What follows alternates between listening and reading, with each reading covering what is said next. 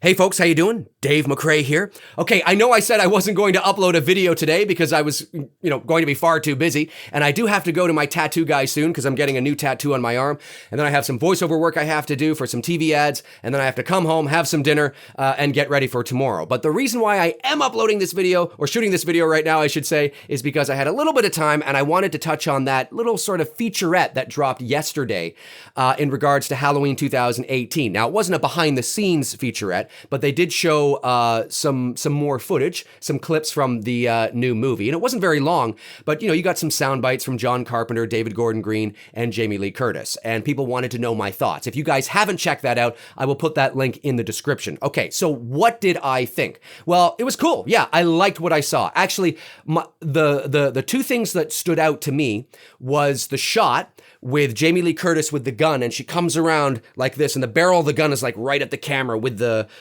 flashlight attached to it, right? I love that shot. Now, obviously, we didn't see any more after that or anything prior to that, but the feel that I'm getting is that could be a Steadicam shot, and we're following her down the hall around corners and shit. That would be really cool. Now, I don't know if that's what is going on there, but that would be awesome. And every so often, she's like this, and she turns around, and the barrel of the gun, almost like it's a 3D film from the 80s, right? Or something like that. The barrel of the gun comes to the camera and it goes like this, and then she's going around and we see her back and she twists around again, and that would be really cool. Now, I don't know if that is what's happening there, but that stood out to me. I was like, oh, I like that shot. Oh, yeah. Good job, guys. Like, I like that shot. Really cool. The other thing that stood out to me was when Will Patton's character says, 40 years ago, the babysitter murders tonight, or something like that. He's referring to 40 years ago on this very night, it was the babysitter murders. And I'm like, oh, that's really cool. They're calling this the babysitter murders. Now, for those of you that don't know, the original title of Halloween back in 1978, before they decided to put the movie on Halloween night, was called the babysitter murders. And that's because Irwin Yablans thought that, back at that time, babysitting was a really popular thing, and it's a very vulnerable position. Girl, home alone, the kid's in bed. It made sense, right? But then, of course, they decided to set it on Halloween, and it became Halloween. But I think it's really cool that they're referencing that night in the movie, in the actual narrative 40 years ago, as babysitter murders, or as the babysitter murders. That's what they call it, right? Because every event, has like a name to it, right? That's really cool. I like that. Good job. Really like that. The other thing that people wanted to know my thoughts on was there's a moment in there where John Carpenter says, I'm paraphrasing, but he says something to the effect of, this is as good as I've seen it since we did it. Okay. Or something like, this is as good as I've seen it since the original, or something like that. And people are going crazy, losing their minds over this, right? Dave, what do you think of that? Oh my God, that's amazing. That's amazing. Okay. Well, if you want to know my honest thoughts, here they are. I'm not putting too much stock into it. I mean, it's always good to hear. Okay, obviously you don't want John Carpenter to say, well, it's okay. He wouldn't say that anyway, even if he felt it, right? Because that's not good for marketing. So there's something I like to call cinematic rhetoric, okay? And that is when we hear actors, writers, directors, producers, filmmakers, okay, praising their own work before we've had a chance to see it, or before anybody's really had a chance to see it. Only those that are involved in the movie, essentially, right?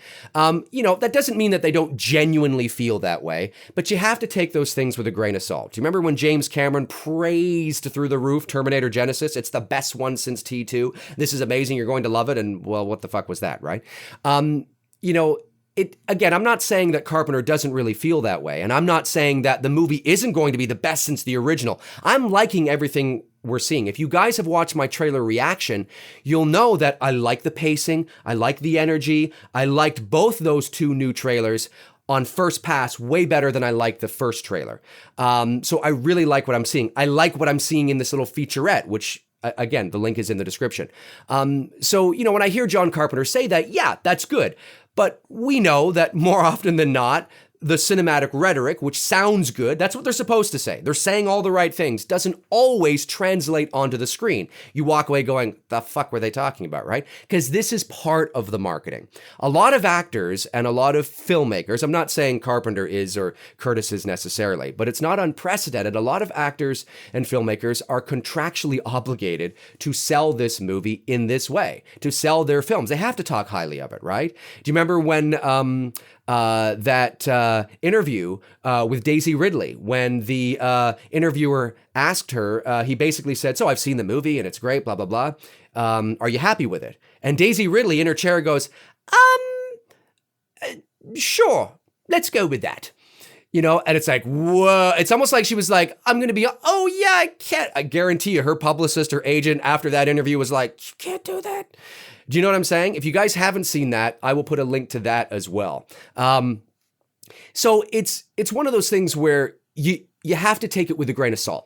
Okay, it's good. I like it. That doesn't mean the movie's not going to be good. I'm not trying to be a Debbie Downer here. I'm a realist. Okay, and I know how these things work. So yes, I like that he said that. That sounds good because we know that John Carpenter, you know, he doesn't say those things, right? And we're hoping that he would reserve the moments where he does say those things for when it's genuine and real. So yes, okay, good. I'm glad he said that. But at the end of the day, it doesn't make me more excited to see the movie.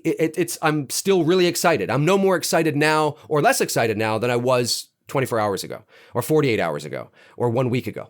So I just think we got to keep those things in mind. Okay. You know, it's good. I like it, but let's not, you know, put too much stock into that. Let's not put all our eggs into one basket. Okay. Let's just go, okay, cool. Put that in the back of your mind. Cool. Okay.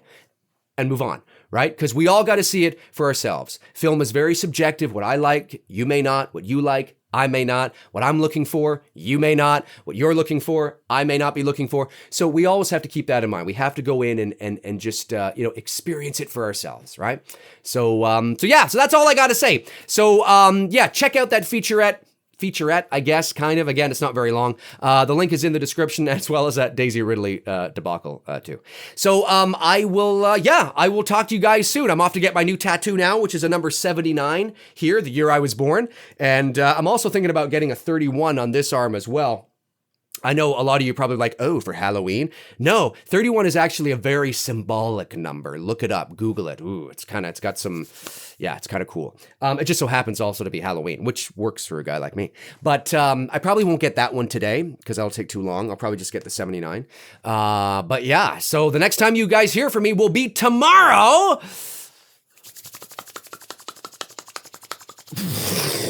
I go up in flames and that's it. You never hear from me again. Tomorrow when I head down to TIFF. So I'm heading over. I got Thorazine in the morning, which is the Halloween only live AMA exclusive to my Patreon members. And then after that, I'm heading over to my buddy's place and we're going to take it from there and head downtown Toronto. So yeah, pretty exciting stuff. So in the meantime and in between time, I will talk to you guys soon. Enjoy your Friday and look out for some stuff from me tomorrow. Oh yeah, I guess I should go through the motions, right? Hey, if you want to follow me on Facebook, I'm just get so excited now. Hey, if you want to follow me on Facebook, you can at facebook.com/manythingsdave McRae. McRae is MCRAE. Facebook.com/manythingsdave McRae. That's where you can follow me in the meantime and in between time when I'm not posting here. That's where I tend to post as well. If you want to help support the channel each and every month via Patreon, you can. That link is in the description. And if you want some merch, a t-shirt, again, there's only 2 designs up there at the moment, but that link is also in the description too. So yes, now, in the meantime and in between time, I will talk to you guys soon. Cheers.